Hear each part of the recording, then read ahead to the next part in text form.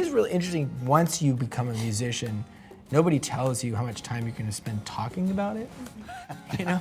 Like, by the way, if you succeed at this, you're gonna have to talk about yourself all the time. You're like, God, can we not? Why are musicians so conceited? Is it possible that we could just not talk about it?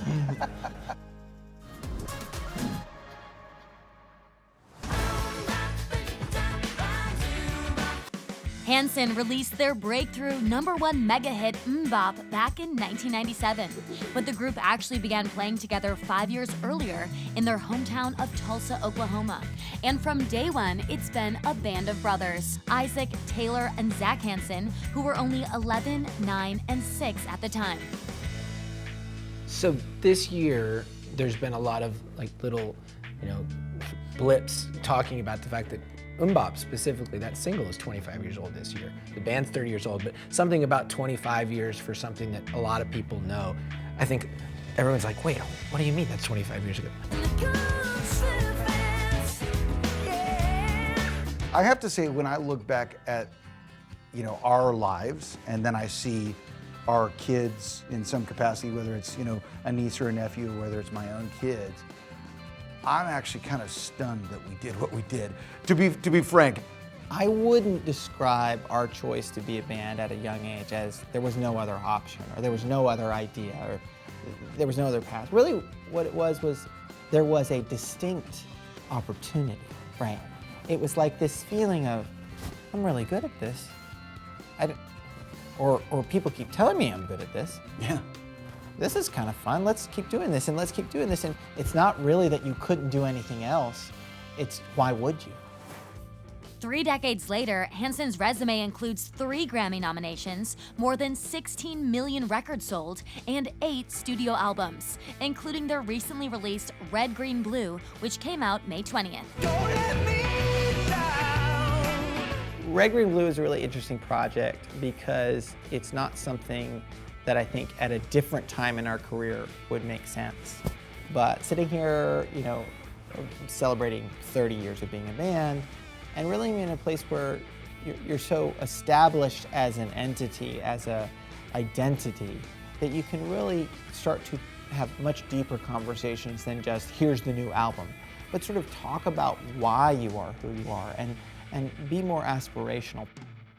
While the release of Red, Green, Blue marks their 30th anniversary as a group, it's also the first time they've broken an album into thirds, with each brother individually writing and producing 5 of the 15 songs. Red, Green, Blue is really 3 projects, right? It's a Zac project, a Taylor project, and an Isaac project. But I think what's also really special about that is most bands have to break up to do that. Right? Yeah. And we're able to say, hey, I want to support what you're doing. I want to be a part of what you're doing. I want that to be what Hanson's doing. And that's a crazy thing in a world that is often all about dividing things and putting things in boxes, right? We're kind of going, let's just go on an Ike journey for 5 songs, or a Taylor journey for 5 songs. It will be interesting for fans to listen and begin to see how they respond to the different songs, because the identity of each third is very strong. You very clearly hear the sound.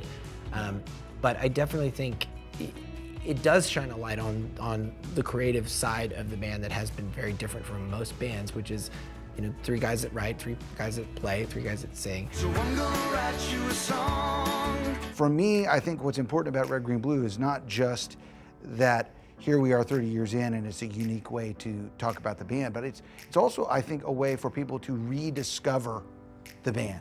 It's hard to get first looks when you've been doing it this long.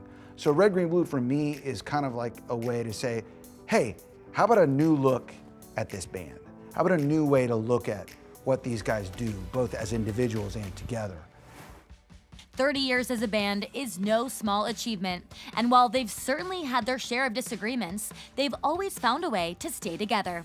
So I think really, yeah, we have disagreements all the time, and really, there are some really hard, distinct moments where you say, hey, do we want to work past this, or do we want to just go our own separate ways? I mean, that's definitely a reality in there. What we've tended to find is that there's enough commonality, there's enough shared vision, you know, And that shared you can respect. sort of find a way to say, okay, you do this for me and I'll do that for you. Here's a piano part and here's a drum part. Here's a, you know, this kind of, you play off of each other, not into each other, right?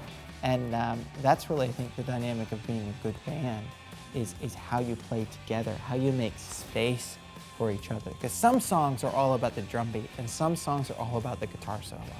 And you have to know your place at times, and you have to fill your role and play that part, and know when it's time to, you know, pick up the guitar.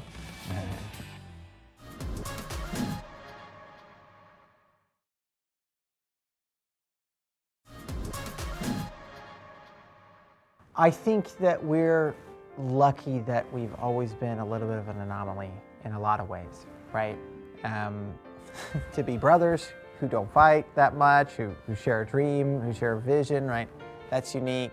To be from a place that we wanted to return to every time, coming back to Oklahoma, a place where no matter how successful you are, you're still just the guy who lives down the street. Today, the Hanson brothers all live relatively close together in Tulsa, Oklahoma, and they all have been happily married for more than 15 years. Zac and his wife, Kate, were wed in 2006 and now have 5 children together. It's probably fair to say we're all 3 married to amazing women, and they match our personalities very well because we're not at all the same, and so you need those different complementary things. But I think, you know, the biggest thing about this kind of lifestyle, I think, is it can oftentimes become all about you. You're the band, you're touring, and my wife and I's relationship has just never been about that. It obviously formed in some way around Hanson, but it was just about a very, very deep ability to talk and share. And I think we come back to that strength over and over and over again because honestly, most years I'm gone half the year, right? And you're having to talk your way through this love language and this sharing your life. And maybe some of those skills are used in songwriting, I don't know, but certainly it's that just ability to kind of meet each other where we are outside of what we're going through, you know, and kind of be present in that conversation that I think is really just the strongest thing you could have. Meanwhile, Isaac and his wife, Nicole, were also married in 2006, and they have 3 children together. I think the hardest thing about relationships is having honest and kind of clear needs and or expectations kind of out in the open. And so I think finding ways to have those honest conversations and be brave enough to say, hey, this is hard for me to say out loud, but I could really use your help with this. That for me has been something that we've kind of grown into. It was not easy at first. In fact, actually we had to work through a lot in the early years of our marriage. But once you kind of get to the point where you realize, oh, this person does love me enough, understand me enough to be willing to hear that. And I'm, shall we say, mature enough to say it in a calm way, because that's really important. You got to say it in the right context. And last, but certainly not least, Taylor and his wife Natalie have 7 children together and have been married since 2002. So this year I'm going to be married for 20 years, and that is pretty uncommon, especially in our generation. More and more things, you see the statistics. It's really sad, honestly, for so many people that marriages have lasted less and less, so I'm really grateful for that. The reason, I think, the huge part of having that long relationship is, one, so grateful that I married an amazing woman that really understood what was essential for me and that I could see was essential for her. And I think that, you know, the thing that you share is not perfect days, but is this shared adventure, you know, the shared idea that, you know, I'm gonna ride this roller coaster and I'm sometimes gonna spin and somebody's gonna throw up, you know, and you just hope you get back to the bottom and then you climb again. And that, to me, is the relationship that Natalie and I have, is very much about realizing it's a roller coaster and also really enjoying the ride, you know, which is sometimes just frightening and a lot of times is a lot of fun. All told, the Hanson brothers have 15 kids between them, ranging in ages from 1 to 19. They spend a great deal of time together because we're lucky that we had kids sort of a lot at the same time, and so there's 3 boys who are 13. Isaac and I have 8-year-olds who are right around the same age, who are really close friends. Taylor and I have 15-year-olds. Yeah, and Taylor and I have 1-year-olds. So like, Yeah. there's these little cliques of kids that kind of, they have, you know, good friends, lifelong friends built into that kind of family type unit. But my kids, they don't think of our career at all. You know, like, they're always welcome. But my kids, it's sort of like, hey, Dad, I'm busy. You know, I'm like, you want to come to a show? They're like, nah, maybe next time. You know, and There is quite a bit of that, actually. In a beautifully confident way. My perspective is a little different as far as the kids' relationship with the music, because now I have one that's 19, all the way down to a little, you know, baby that's 1, and you definitely see their kind of the way they reflect on what it is to have a musical family, and you also see that people are going to be who they are. Yeah. You know, we have some that are extremely like, I want to be on stage. Like, I want to be a drummer. I genuinely will want to play music. And some that are happy. When one of my boys had said at one point, you know, Dad, I think I want to control the musicians, not be one. You know, it's like, okay, that's scary. Future manager. But if you knew him well, you'd be like, actually, that musician would probably be very well taken care well of. served with your, you know. I got this covered. The thing that is very, very apparent, I know I've tried to do this with my kids, is really just for them to see, one, doing something you're passionate about is really the only thing I can hope that they choose in their life. It doesn't have to be the perfect thing, but it has to be something that gives you life to do, because you're gonna have to work at something. You know, you're going to have to work at some profession in some form, whether it's raising a family, or whether it's starting a business, or whether it's working for a corporation, or being an artist, whatever the thing is. So try and figure out something that you care about, and honestly, the other side of that is, you know, it's going to take work. You know, we've shared our work. I mean, since our first record, being kids, being teenagers, and you know, we were hitting the road. I mean, just like we're hitting the road this year. I was Everett's age now when we were making Middle of Nowhere. Yeah, and you know, weird. even though we have now, you know, we're parents and we've seen our kids get older. Like, we're doing many of the things that we were still doing back when we were, you know, teenagers, and they've seen that. I know especially my older kids, they've really seen, like, wow, that was, you know, oh, you're going on tour. They know what that means. They know that it's going to be, you know, a lot of fun for sure, but it's a lot of work too. And so hopefully they get and appreciate that side of it. After 30 years and 8 albums, Hanson is obviously still going strong. Their current Red, Green, Blue World Tour kicked off June 8th and is covering more than 90 cities over the course of 6 months.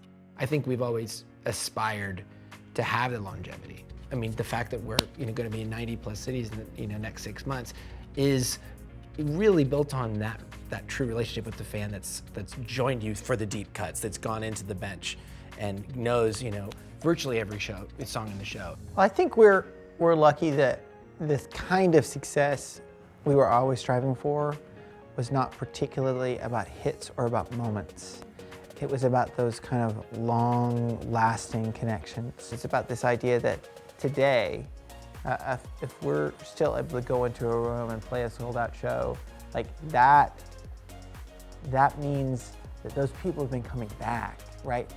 They're coming back to see it again and again, to be a part of it again and again, to connect with those stories, to build new connections. I think the best thing about songs is songs don't care who you are, where you come from, what you look like. They hit you just the way they hit you. And if it matters to you, it's yours. You get to take it with you everywhere you go. You know, you go, oh, that song.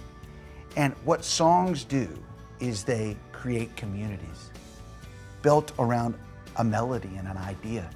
It has nothing to do with where you are in the world, what you look like, where you came from. It's just the song. It's just the melody, it's that idea. Oh, that's catchy, I like that. And then when you see somebody else that knows the song, boom, you're immediately bonded, yeah. You're immediately part of that community, you're immediately friends. You're like, you like that song? I like that song.